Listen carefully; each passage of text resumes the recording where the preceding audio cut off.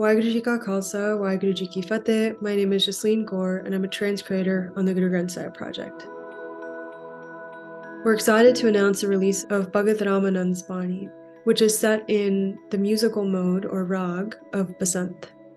There's a few things to know about Bhagat Ramanand before we get into the actual composition, which is that he was originally a practitioner of one of the 6 Hindu philosophical schools of thought. He had many students. He had reached a very high level of mastery and teaching. And before this composition, he had a journey with his own mentor in a particular context and time, practicing Vedantic ideas and yogic ideas. And the reason that this composition is set in Basant could be that, as we know, Basant is the rag of changing seasons, freshness, and newness. We might associate it with some kind of like spring cleaning or a new thing taking root to allow for a new kind of blooming. And what we really see here is that Bhagat Ramanand is experiencing a kind of spring cleaning in his own way, clearing out of his previous practices and belief systems and learnings, and an allowing of some kind of new paradigm shift to take root, so that the questions that he used to have are no longer the questions that he's interested in, and the goals he used to have are no longer the goals he's interested in. And it is this Bhagat, this devoted one, who has experienced that paradigm shift, whose words are in the Guru Granth Sahib.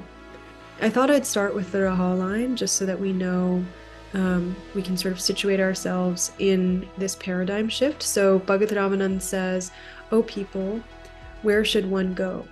The heart home is filled with the color of bliss. My consciousness does not waver. My wandering mind has become crippled." So he's asking this rhetorical question of like, where should I go?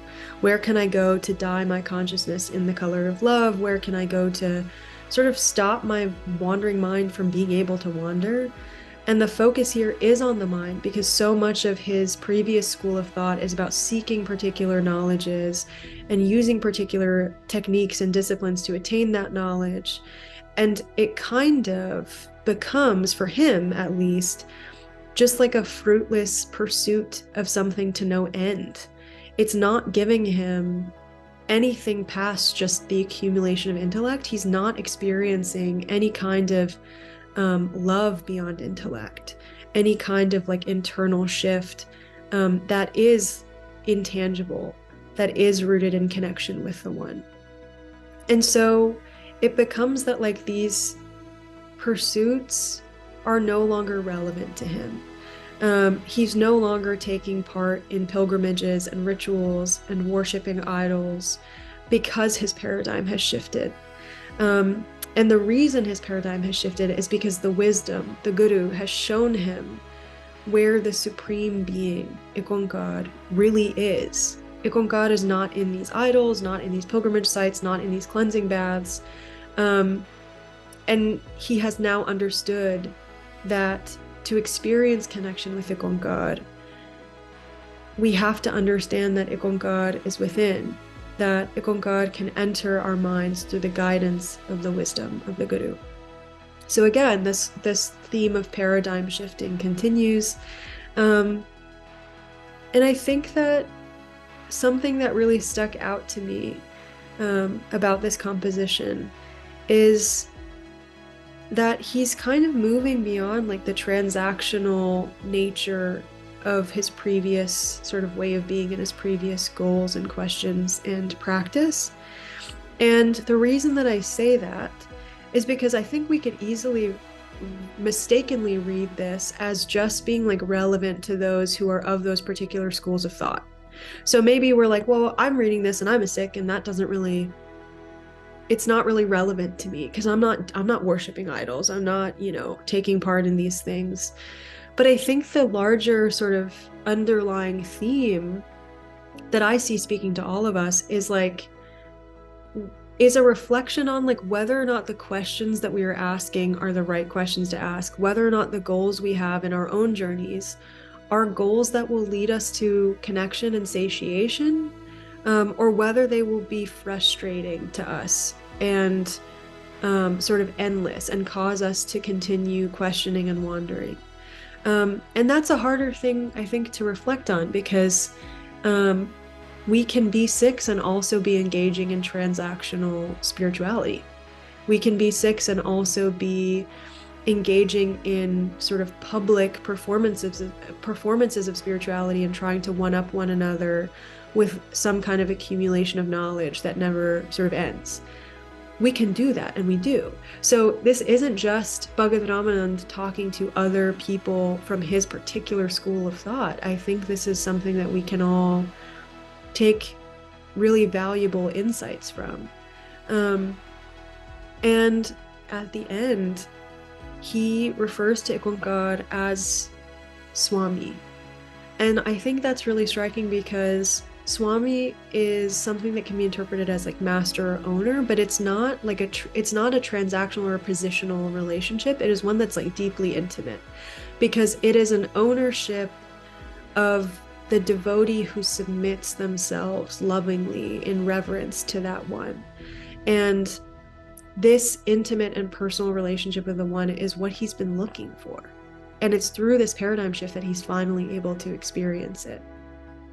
And I think that there's other things that are important to know about Bhagat Ramanand's life. Like, I think it's important to know that he benefited from his caste position. He was a Brahmin. He benefited from his position as an influential teacher and guide. He benefited from these kinds of transactional spirituality sort of systems that people make, where people are motivated by fear and they're told they have to go to this place or do this ritual or speak to this person in order to sort of absolve themselves of whatever spiritual baggage they think they have. He easily could have just stayed comfy in that position of influence and power. And instead, he allowed himself to be uncomfortable for a second or a while and have his paradigm shift and have his world sort of upended in front of his own eyes, and to take that seriously. And we see that in the life that he lives after that paradigm shift, in understanding the importance of experiential knowledge and devoted connection to the one.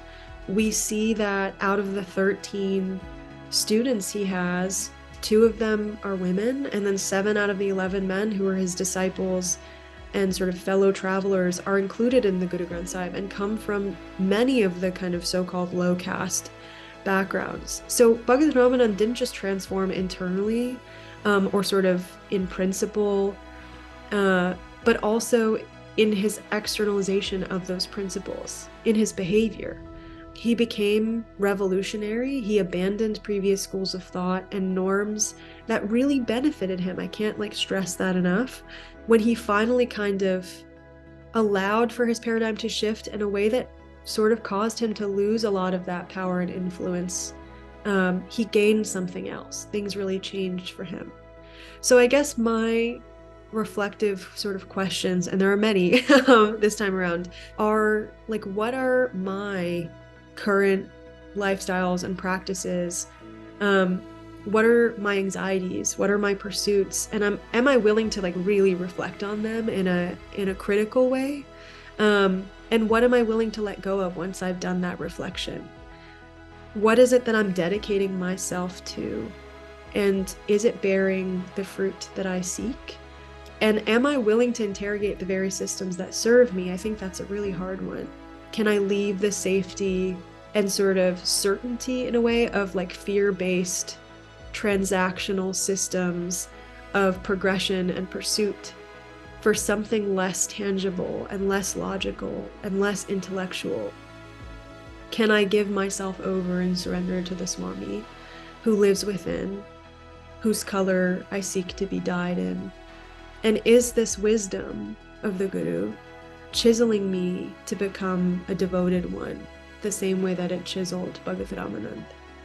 So these are things to think about. I hope that you spend some time with the Sabad, and with the word meanings and the footnotes and the commentary, as always, as you seek to ask these harder questions of yourself. Waheguru Ji Ka Khalsa, Waheguru Ji Ki Fateh.